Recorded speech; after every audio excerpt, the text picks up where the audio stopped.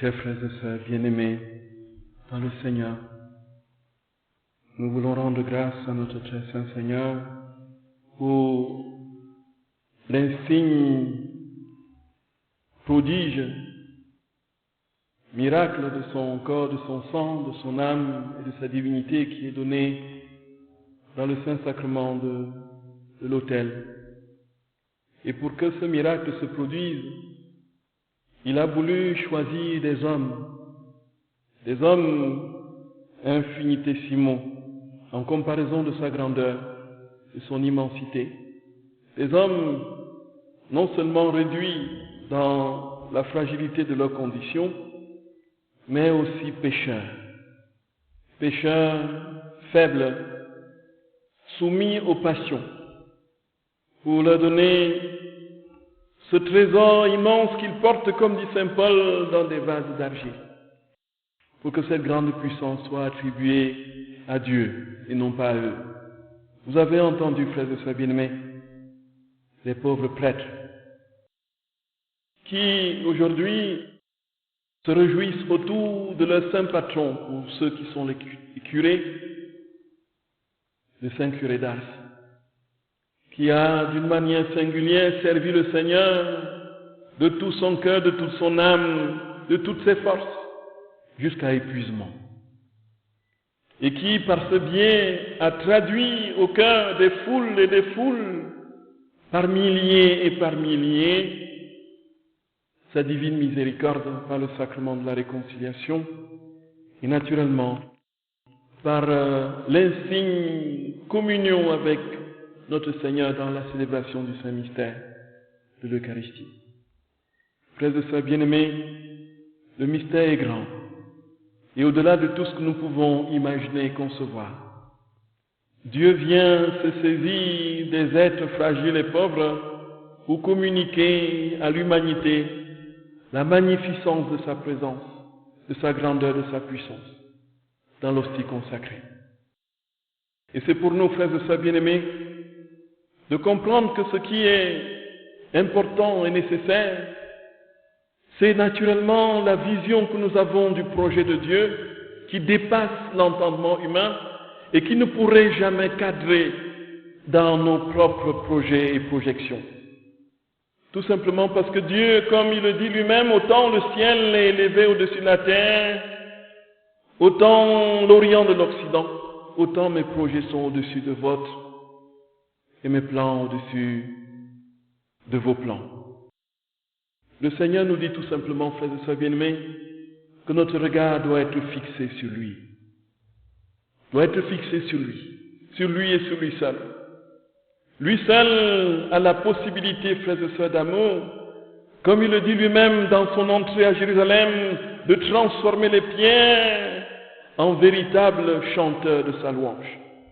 Si les hommes se taisent, les pierres crieront. En définitive, nous avons pour nous l'action de grâce profonde et jubilatoire de comprendre qu'en dépit de tout ce que nous pouvons représenter, nous pauvres prêtres faibles, dans l'ordre même des scandales, le Seigneur, frères et sœurs bien-aimés, agit puissamment au-delà de tout ce que nous pouvons imaginer. Et c'est lui qui prend forme dans l'être infinitésimalement pauvre et misérable que le prêtre peut représenter pour manifester la plénitude de sa gloire. En définitive, le regard doit être tourné vers Dieu et non pas vers l'homme. Et combien n'avons-nous pas trouvé des personnes qui se sont éloignées de Dieu, tout simplement parce que l'homme, le prêtre, a fait obstacle par sa vie. Le saint curé d'Ars, frères et sœurs bien-aimés, nous apprend, lui qui était dans les conditions que l'on peut imaginer à l'époque, où il fallait avoir une intelligence véritablement supérieure pour être prêtre, où il fallait entrer dans un ensemble de compilations de textes pour les sermons, pour impressionner et surtout pour saisir l'intelligence dans son désir de curiosité. On a celui qui a ce qui a été qualifié par ses responsables séminaires, on a la mention debilissimus. Il n'a rien, il n'est rien. Il avait perdu son latin, en tout. Et ce faisant, frères et sœurs d'amour, au moment où l'on attend que celui-là rentre dans les champs et cultive les plantations en héritage reçues de ses parents, le voilà, frères et sœurs bien-aimés, qui persévère. Et en dépit de tout, par la grâce du Seigneur, il est ordonné. Et là, de manière particulièrement, de manière peu somptueuse, comme nous pouvons vivre nos ordinations aujourd'hui. Et alors, voilà qu'il déploie dans son état, entre guillemets, débile, dans sa situation de pauvreté extrême, où il peut même lui-même dire, le bon Dieu a voulu que je ne me repose sur lui en me privant de tout. S'il m'avait donné quelques dons, je me serais certainement distrait de lui. Et c'est alors, frères et sœurs bien-aimés, que Dieu opère et agit. Et nous voici dans la condition suprême, ultime, unique et définitive de l'action de Dieu. La perte de nous-mêmes, la mort à notre volonté propre, la mort à ce que nous pouvons avoir comme sécurité, tant au niveau des dons qu'au niveau des qualités, y compris spirituelles, la perte de sécurité de tout pour que notre seule sécurité soit Dieu. Et c'est alors, frères et sœurs bien-aimés, que celui-là à qui on ne pouvait aucunement donner une âme parce qu'il ne savait pas, frères et sœurs bien-aimés, réciter ses leçons et mémoriser les déclinaisons latines, le voilà qui va attirer à lui des milliers et des milliers et des milliers d'âmes et mourir encore aujourd'hui, en continuant son œuvre encore aujourd'hui, de manière particulièrement surnaturelle. Le Saint curé d'Ars nous apprend une chose, frères et sœurs bien-aimés. Le Seigneur nous dit, par lui, si tu veux être tout en moi, accepte de reconnaître que tu n'es rien. Nous voici dans la prière d'infusion à la divine volonté, je ne suis rien, tu es tout. Et naturellement, l'action de l'homme, désormais, consiste tout simplement à travailler, à abandonner sa volonté dans celle de Dieu, pour que celle-ci soit transformée en elle. Et ce faisant, frères et sœurs bien-aimés, lorsqu'il entre dans cette grâce, au moment où, dans la prédication, il avait justement les instructions du séminaire qui demandait que l'on compile, que l'on attache bout par bout les morceaux de formules particulièrement impressionnants pour saisir les cœurs, disait-on. Le voici qui va s'y mettre et naturellement entrer dans un travail de plagiat systématique des sermons des plus grands prédicateurs. Et lorsqu'il va dire ces phrases, naturellement la foule, très curieusement et bizarrement, est insensible. Des phrases qui ne lui ressemblaient pas. Et il circulait dans son petit village d'Ars, récitant son sermon, étant sûr qu'il ne perdrait aucun mot.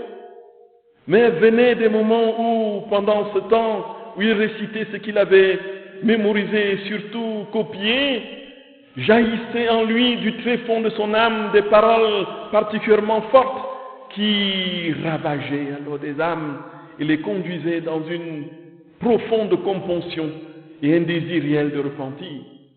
Et naturellement, à la fin de sa vie, lorsque n'ayant plus pratiquement de dents du fait des jeûnes excessifs, édenté, il ne se faisait plus entendre.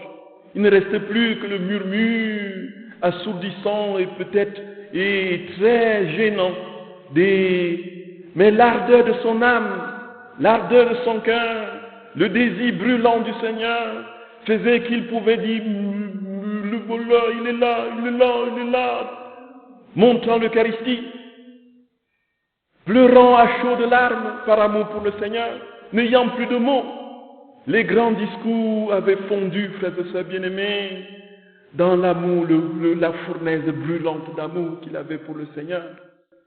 Et c'est en ce moment que les âmes plus que jamais étaient touchées et faisaient la file devant le confessionnal en n'en plus finir.